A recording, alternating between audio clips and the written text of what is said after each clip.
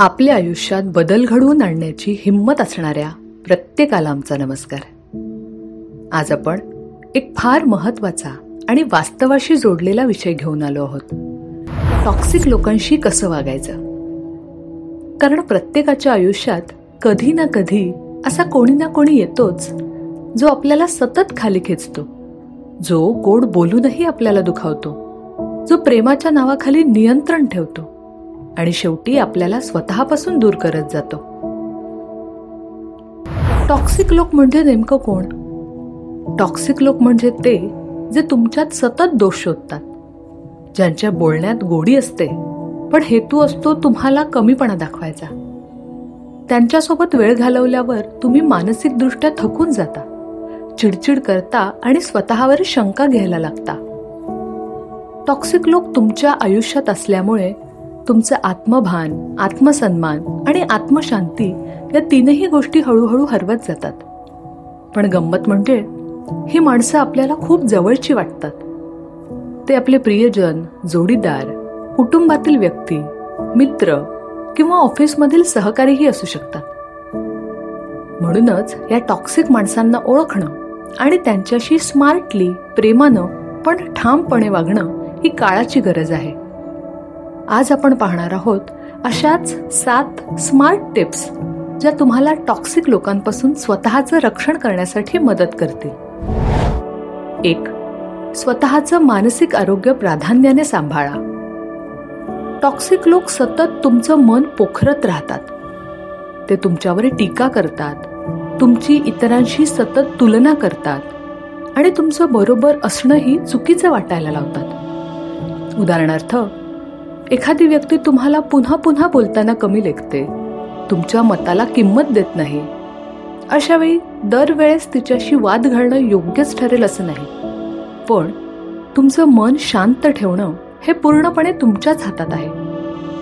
दररोज स्वतःसाठी थोडा वेळ काढा, स्वतःशी बोला. मनाचा एक कोपरा असा ठेवा जिथे त्या टॉक्सिक शब्दांचा आवाज पोहोचणार नाही. 2. टॉक्सिक लोकांच्या वागणुकीचा तुमच्यावर परिणाम होऊ देऊ नका.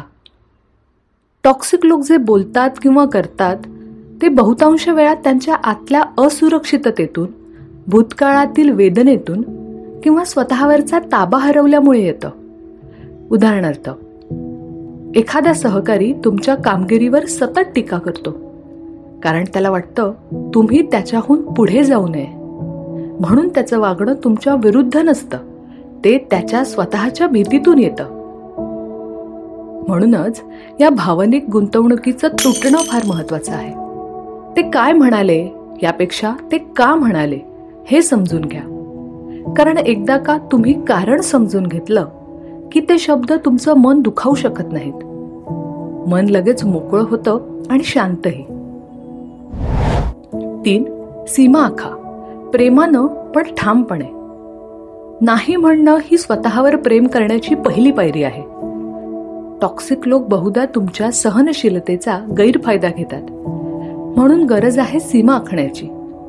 उदाहरणार्थ, एखादा नातेवाईक आहे जो सतत तुमच्या वैयक्तिक गोष्टीत नाक खुपसतो, तुमच्या निर्णयांवर मत देतो आणि तुम्हाला गिल्ट आणून देतो. तेव्हा शांतपणे आणि ठामपणे सांगा, माफ करा पण मी या विषयावर बोलू इच्छित नाही, किंवा तुमचं बोलणं मला दुखावतंय, कृपया थांबा. सीमा आखल्याने तुम्ही त्यांच्यावर रागावत नाही तर स्वतःचा सन्मान टिकवत आहात. 4.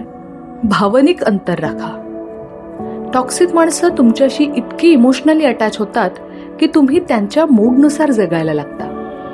उदाहरण द्यायचं झालं तर, एखादा पार्टनर असतो जो तुम्हाला सतत ओरडतो, चुकीसाठी दोष देतो, तुमचे मित्र, कपडे, निर्णय सगळ्यावर नियंत्रण ठेवतो, तुम्हाला भावनिक दृष्ट्या गुदमरायला लावतो.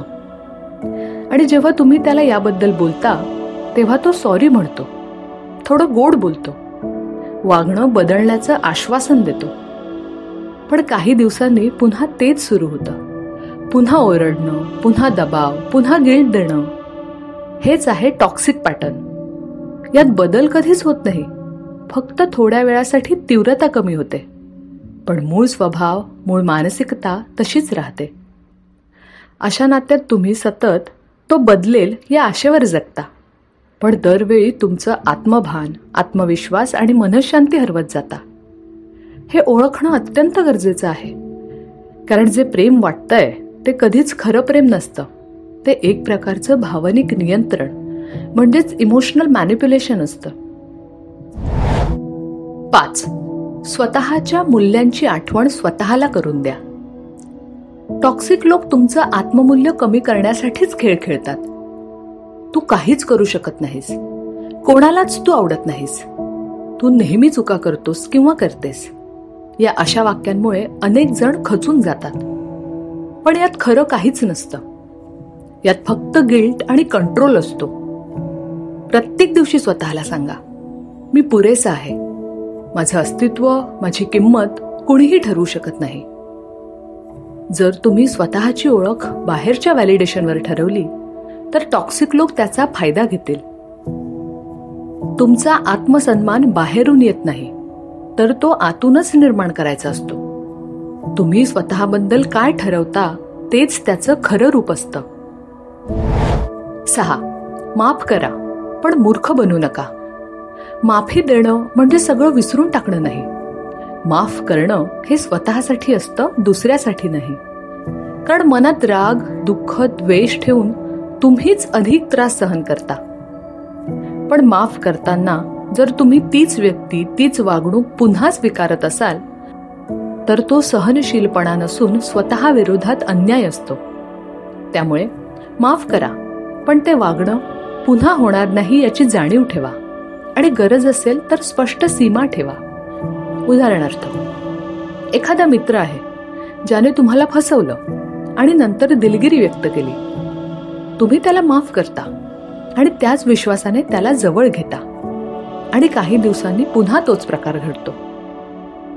त्यामुळे माफ करा, कारण मनात द्वेष ठेवल्याने त्रास तुम्हालाच होतो. पण ते वर्तन पुन्हा होऊ नये यासाठी बाउंड्रीज ठेवणंही तेवढंच महत्वाचं आहे. माफ करणं म्हणजे स्वतःचं मन मोकळं करणं आणि त्याच वेळी धडा शिकून पुढे जाणं. 7. वेळ आली की दूर व्हा, प्रेमानं पण निर्णायकपणे. सगळेच नातेसंबंध आयुष्यभर टिकवायचे नसतात. काही लोक आपल्या आयुष्यात येतात फक्त काहीतरी शिकवण्यासाठी. ते शिकवतात कसं वागू नये, कोणावर किती विसंबावं आणि स्वतःवर किती प्रेम करावं. उदाहरणार्थ, एखादी व्यक्ती सतत तुमचं शोषण करत असेल आणि तुम्ही हे नातं जुनं आहे या विचाराने ते बळजबरीने पुढे नेत असाल तर तुम्ही स्वतःवर अन्याय करत आहात. शेवटी लक्षात ठेवा, तुम्ही कोणालाही घृणेनं सोडू नका. पण जे मनःशांती हिरावून घेतं त्याला प्रेमानं परत पाठवणं हे सुद्धा सकारात्मक कर्मच आहे. कोणतीही व्यक्ती, कोणतंही नातं, कोणतंही प्रेम जर ते तुमचं मानसिक आरोग्य हिरावून घेत असेल तर त्यापासून दूर जाणं ही तुमची जबाबदारी आहे. मित्रांनो, टॉक्सिक लोकांपासून दूर जाणं म्हणजे त्यांच्यावर राग ठेवणं नाही, तर स्वतःवर प्रेम करणं आहे. तुमचं मन, तुमचा सन्मान आणि तुमचं आरोग्य हे कोणत्याही नात्यापेक्षा मोठं आहे. यापुढे टॉक्सिक लोकांशी वागताना वाद न घालता, फारसं समजावूनही न सांगता, फक्त तुमचं मन, सीमा आणि सन्मान जपायचा आहे. तुम्हालाही टॉक्सिक नात्यांचा अनुभव आहे का? त्यावेळी तुम्ही काय केलं किंवा काय करायला हवं होतं असं वाटतं? कमेंटमध्ये मन मोकळं करा. तुमचा अनुभव इतरांसाठी शिकवण ठरू शकतो. हा व्हिडिओ उपयोगी वाटला असेल तर लाईक करा, शेअर करा. आमचे व्हिडिओज तुम्हाला आवडत असतील तर आमच्या सकारात्मकतेचे रहस्य या चॅनलला नक्की सबस्क्राईब करा. भेटूया पुढच्या व्हिडिओमध्ये. तोपर्यंत आनंदी रहा, सकारात्मक रहा.